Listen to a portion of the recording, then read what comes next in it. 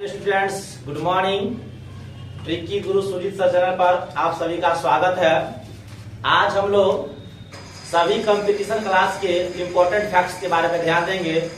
बहुत बार पूछा हुआ क्वेश्चन है, ये सभी क्वेश्चन हर कंपटीशन में पूछा हुआ है। आप किसी भी सेट को उठा के देख लीजिए, यहाँ से क्वेश्चन बहुत पूछे जाते हैं। पहला क्वेश्चन है आपका, राज्यसभा और लोकसभा की संयुक्त बैठक कौन बुलाता है? ठीक है, तो इसकी संयुक्त बैठक जो है वो राष्ट्रपति बुलाता है। ध्यान दीजिएगा, इसकी संयुक्त बैठक कौन बुलाता है? राष्ट्रपति। लेकिन राष्ट्रपति बुलाता है बैठक को, इसकी अध्यक्षता कौन करता है? संयुक्त जो बैठक होगी राज्यसभा और लोकसभा की, इसकी अध्यक्षता कौन करता है? तो इसकी अध्यक्षता करता है लोकसभा अध्यक्ष। ठीक है ना, लोकसभा अध्यक्ष जो है इस बैठक की अध्यक्षता करता है और यह अनुच्छेद 108 में है। ये भी ध्यान दीजिएगा, आर्टिकल्स 108 में इस बात की, संविधान के अनुच्छेद 108 में इस बात की चर्चा की गई है कि राज्यसभा और लोकसभा की संयुक्त बैठक राष्ट्रपति बुलाएगा, जो कि अनुच्छेद 108 में है। इसकी अध्यक्षता को लोकसभा के जो अध्यक्ष होंगे वो इस बैठक की अध्यक्षता करेंगे। आज तक देश में टोटल 3 बार संयुक्त बैठक बुलाया गया है। ध्यान दीजिएगा, 3 बार कब कब बुलाया गया है, सो भी ध्यान देते हैं इसी क्वेश्चन में।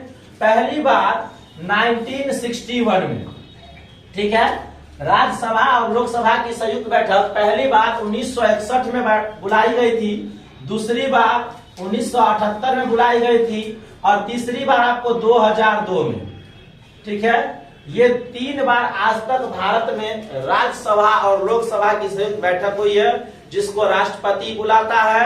अनुच्छेद 108 में इसकी चर्चा की गई है और इसकी अध्यक्षता भारत के लोकसभा के अध्यक्ष करते हैं। ठीक है, ये 3 था आपको, पहली बार 61 में, दूसरी बार 78 में और तीसरी बार 2002 में संयुक्त राज्यसभा और लोकसभा की संयुक्त बैठक बुलाई गई है। ठीक है, अब नेक्स्ट क्वेश्चन पे हम लोग बढ़ते हैं। नेक्स्ट क्वेश्चन क्या है, ध्यान दीजिएगा।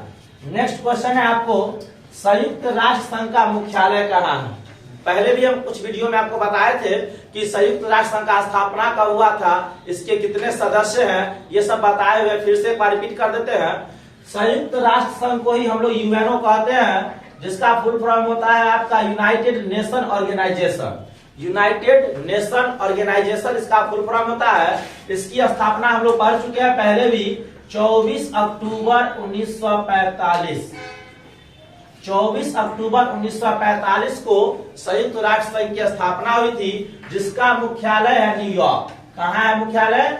न्यूयॉर्क, जो अमेरिका में पड़ता है, यहाँ आपको इसका मुख्यालय है। ठीक है, इसमें कुल 6 मुख्य अंग है। इसके यूएनओ के मुख्य कितने हैं? 6 हैं, जो हम पिछले ट्रिक में आपको इसको बताए हुए हैं। ध्यान दीजिएगा, 6 इसके मुख्य अंग है। इसका जो है न्यूयॉर्क है। इसमें से 5 मुख्य जो है, जैसे सचिवालय हो गया, सुरक्षा परिषद हो गया, महासभा हो गया, ये सब इसके मुख्य अंग है। न्यायिक परिषद, उसके बाद आपका हो गया अंतर्राष्ट्रीय न्यायालय। इसमें से सभी का जो है मुख्यालय न्यूयॉर्क में ही है। सिर्फ आपका एक अंतर्राष्ट्रीय न्यायालय है जिसका मुख्यालय द हेग में है, जो नीदरलैंड में पड़ता है। ठीक है, ध्यान दीजिएगा, सिर्फ इसमें से जो 6 अंग है, एक अंग अंतरराष्ट्रीय न्यायालय, ठीक है ना, अंतरराष्ट्रीय न्यायालय, जिसका मुख्यालय द हेग में है। ठीक है ना, बाकी सभी का मुख्यालय आपका न्यूयॉर्क है, इसलिए हम उसकी चर्चा नहीं की है। द हेग कहाँ पड़ता है?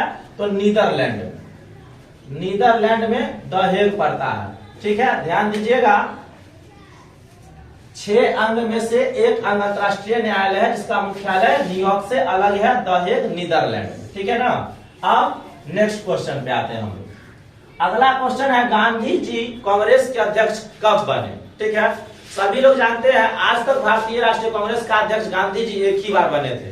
ठीक है ना, उस समय में एक ही बार गांधी जी कांग्रेस का अध्यक्ष बने थे, वो भी 1924 बेलगांव में, जो कर्नाटक में पड़ता है। ठीक है ना, कर्नाटक के बेलगांव अधिवेशन में गांधी जी एकमात्र बार कांग्रेस के अध्यक्ष बने थे 1924 में। और कहा? तो बेलगांव अधिवेशन। ध्यान दीजिएगा, बेलगांव अधिवेशन, कांग्रेस का बेलगांव अधिवेशन 1924 में हुआ था। जो आपका कर्नाटक में पड़ता है, कर्नाटक में, ठीक है। बस एक बार कांग्रेस के अध्यक्ष बने थे गांधी जी बेलगांव में, ठीक है। वैसे कांग्रेस की स्थापना आप लोग को पता ही है 28 दिसंबर 1885, सॉरी मिस्टेक हो गया थोड़ा, 28 दिसंबर 1885 को भारतीय राष्ट्रीय कांग्रेस की स्थापना हुई थी, जिसका आपको जो स्थापना किए थे A.O. हुम ने, ठीक है ना। ये सब हम एक और वीडियो में बता चुके से पहले, ध्यान दीजिए। अब अगला क्वेश्चन है, शिवाजी को किसने कैद किया था? बहुत बड़ा रोचक क्वेश्चन है इसमें। शिवाजी बहुत ही शक्तिशाली राजा थे हमारे भारत के, ठीक है ना। तो शिवाजी जो है ना औरंगजेब से मिलने गए थे आगरा के जयपुर महल में, ठीक है। शिवाजी औरंगजेब से मिलने गए थे आगरा के जयपुर महल में। उसी दिन उसका संजोगवश जन्मदिन था औरंगजेब का, और शिवाजी बहुत स्वाभिमानी लीडर थे समझिए तो, ठीक है ना। मतलब जो उनका मान सम्मान होना चाहिए था वहां पे नहीं हुआ, जिसके कारण वहीं पर जो है विद्रोह छिड़ गया। शिवाजी ने विद्रोह छेड़ दिया औरंगजेब के खिलाफ, और उसी समय औरंगजेब ने शिवाजी को क्या किया, कैद कर लिया था, ठीक है ना। तो शिवाजी को किसने कैद किया? औरंगजेब ने कैद किया था, ठीक है ना। कहा? तो आगरा के जयपुर महल में, ठीक है ना। शिवाजी को किसने कैद किया? औरंगजेब ने। फिर से एक बार रिपीट कर देते हैं, कोई आदमी लिख रहे होंगे तो लिख लीजिएगा इसमें से। शिवाजी को औरंगजेब ने कैद किया था, कहा? तो उनसे मिलने शिवाजी गए थे आगरा के जयपुर महल में, ठीक है। वहीं पे शिवाजी ने क्या किया, औरंगजेब के खिलाफ विद्रोह कर दिया, जिसमें औरंगजेब ने उनको कैद कर लिया था। लेकिन शिवाजी बहुत चतुर नेता थे, वहां से वो अपने दिमाग से वहां से निकल गए थे, भाग गए थे वहां से, ठीक है। और फिर उस पर अपना जो अधिकार था बना लिए थे। अगला प्रश्न हो जाएगा, बंगाल विभाजन कब हुआ? ठीक है। बंगाल विभाजन जो था ना, ये अंग्रेजी ब्रिटिश सरकार के द्वारा किया गया था। क्यों? क्योंकि उस समय सबसे ज्यादा भारत में जो है विद्रोह, सबसे ज्यादा राष्ट्रवादी आंदोलन जो हो रहा था कांग्रेस के द्वारा या भारत के किसी भी लोग के द्वारा, वो सबसे ज्यादा बंगाल में ही हो रहा था। तो इसके खिलाफ जो है अंग्रेजी सरकार जो थी, ब्रिटिश सरकार, वो चाहा क्या, बंगाल के विभाजन करके हिंदू मुस्लिम एकता को भंग किया जाए, और किसी तरह भारत में फूट डालो की नीति को वो लागू करना चाहता था, ताकि भारत में हिंदू मुस्लिम धर्म के नाम पे दंगा करवाना, यही मुख्य उद्देश्य था ब्रिटिश सरकार का। जिसके कारण ब्रिटिश सरकार में उस समय भारत के गवर्नर जनरल लॉर्ड कर्जन थे, ठीक है। तो लॉर्ड कर्जन के द्वारा ही बंगाल विभाजन घोषित किया गया था, और इसी का कह सकते हैं, इसी का देन था बंगाल विभाजन का, जो आपका जो है मुस्लिम लीग का उदय हुआ, और मुस्लिम लीग का उदय 1906 में हो गया, और उसी के कारण आज हमारा भारत जो है दो भागों में बटा, जिसका एक उदाहरण आपके सामने में पाकिस्तान है वर्तमान समय में। वो बंगाल विभाजन का ही कारण था जो मुस्लिम लीग का उदय किया, ठीक है ना। तो बंगाल विभाजन आपका हुआ था 16 अक्टूबर 1905 को, ठीक है ना। याद रखिएगा, गवर्नर जनरल कौन थे? तो लॉर्ड कर्जन। कौन थे? लॉर्ड कर्जन गवर्नर जनरल थे उस समय भारत के, और इसी के द्वारा बंगाल विभाजन किया गया था, ठीक है। नेक्स्ट क्वेश्चन है आपका, 1857 के विद्रोह में बिहार से किसने नेतृत्व किया? देखिए 1857 का जो विद्रोह हुआ था, उसका भारत का मुख्य राज्य दो ही था, बिहार और उत्तर प्रदेश। ये दो मुख्य जगह थी जिसमें आपको क्या हुआ था कि 1857 का विद्रोह में यही दो जगह पर हुआ था।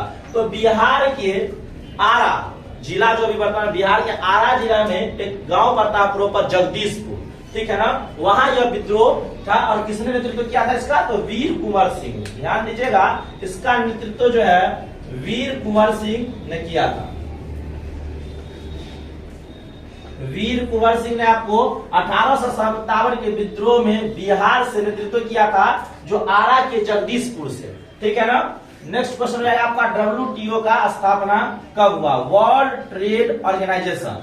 वर्ल्ड ट्रेड ऑर्गेनाइजेशन जो है, ये पहले इस संस्था जो था गेट के नाम से जाना जाता था, ठीक है। General agreement trade and tariff के नाम से पहले जाना जाता था, जिसका नाम बदल के 1 जनवरी 1995 को WTO कर दिया गया, वर्ल्ड ट्रेड ऑर्गेनाइजेशन, जिसकी स्थापना आपको 1 जनवरी 1995 को हुआ, और इसका मुख्यालय जो है जेनेवा में। इसका मुख्यालय आपको जेनेवा में है, ठीक है। फिर है भारत का सर्वोच्च खेल रत्न पुरस्कार कौन है। ध्यान दीजिएगा, इस वीडियो को अगर आप लोग स्किप करके देखिएगा तो समझ में नहीं आएगा, इसलिए कंटिन्यू देखिए, पूरा देखिए, फिर सभी क्वेश्चन का तथ्य आपको समझ में आएगा। बीच में स्किप करके आगे बढ़ा के देखिएगा, क्वेश्चन समझ में नहीं आएगा, इसलिए पूरा वीडियो देखिएगा।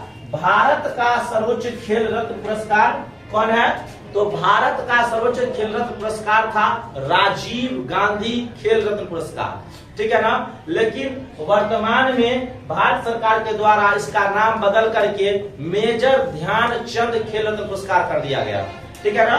वर्तमान में इसका जो है मेजर ध्यानचंद यहाँ है मेजर ध्यानचंद खेल रत्न पुरस्कार कर दिया गया है। पहले इसका नाम था राजीव गांधी खेल रत्न पुरस्कार, ठीक है। लेकिन वर्तमान वाला ये बता देते हैं आप लोग को, मेजर ध्यानचंद